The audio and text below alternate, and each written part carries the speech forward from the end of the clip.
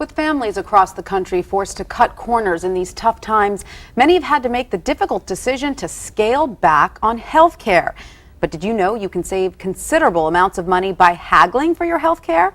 Joining us with 5 great tips to help us save on medical costs and school us in the art of the haggle is Meg Ragland, Health Director from Family Circle Magazine. Meg, thanks so much for joining us. Great to be here, Tanya. Now, you have 5 great tips for us, but before we get to those, you say that really just by thinking outside of the box, we can save a lot of money. Is that right? Exactly. We all have to be proactive about our health, get plenty of exercise, eat right. But yes, be aware of the Healthy Rewards program at your local drugstore. Figure out how those work. Check online for deals. Just be aware of what's going on out there. So be an informed patient and consumer. Exactly. All right. And you say the first tip is to buy your medications in bulk. Why does that save us so much money?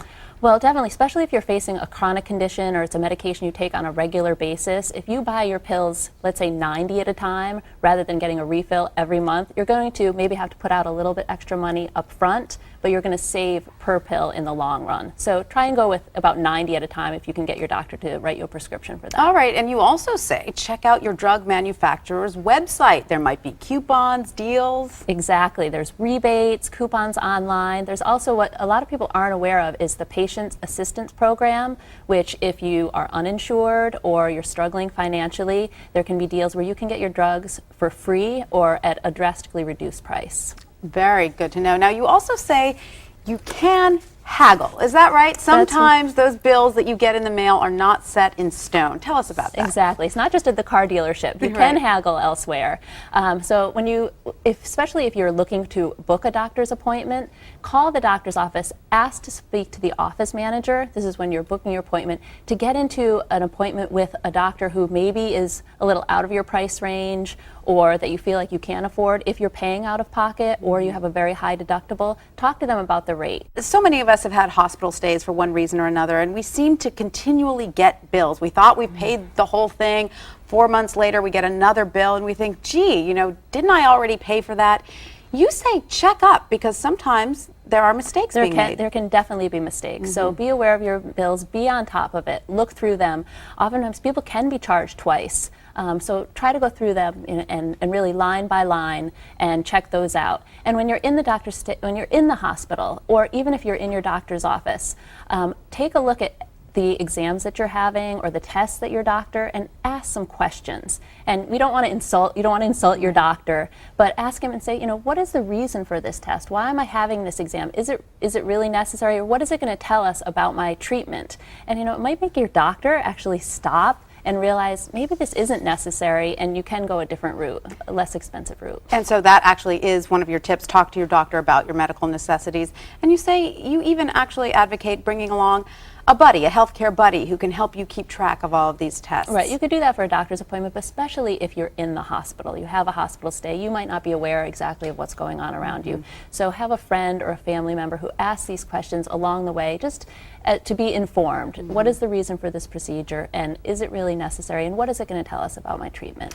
Now, what if you are someone who unfortunately has no health care and you have to go to the hospital for an emergency or one reason or another? You end up with these exorbitant bills. Is there any way you can either negotiate with the hospital or with an outside group to somehow get those bills lowered? You definitely can, and it's definitely about a case-by-case basis, but call your hospital, talk to them about maybe they have a special type of payment plan, special assistance, and check online because there's more and more agencies that are out there helping people in situations such as this. All right, and you say, finally, the most important thing is just don't get sick. Be proactive and stay fit if possible, right? Right. If you don't belong to a gym, maybe consider joining a gym. You can meet with the membership manager and talk to them. Tell them, I saw a $15 rate advertised around the street. Maybe they'll give you a deal, or the weather's getting nicer out. So in the morning, strap your kid into the stroller, you know, take a walk around the block, head to the park for an evening stroll, or take Fido out for a walk, and just be active. Try to get your 30 minutes of exercise most, if not all, days of the week.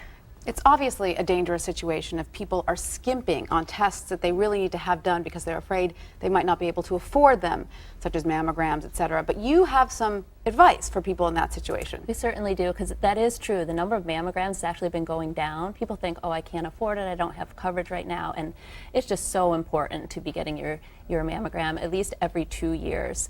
So when it comes to the colonoscopy, the mammogram, these basic tests, call around. You can actually call and ask different places in your area what their cost is. So prices vary from? Prices definitely vary, and it can be a drastic difference. So, you know, ask friends and family where they go, call around, do some price comparison, or you can even call the office manager of the doctor's office of a place where you want to go. If you know your sister or your friend says, you know, this is where I get my mammograms and I love this place, but if you don't have coverage, or if it doesn't work there, call them and ask them, you know, can I negotiate a lower rate?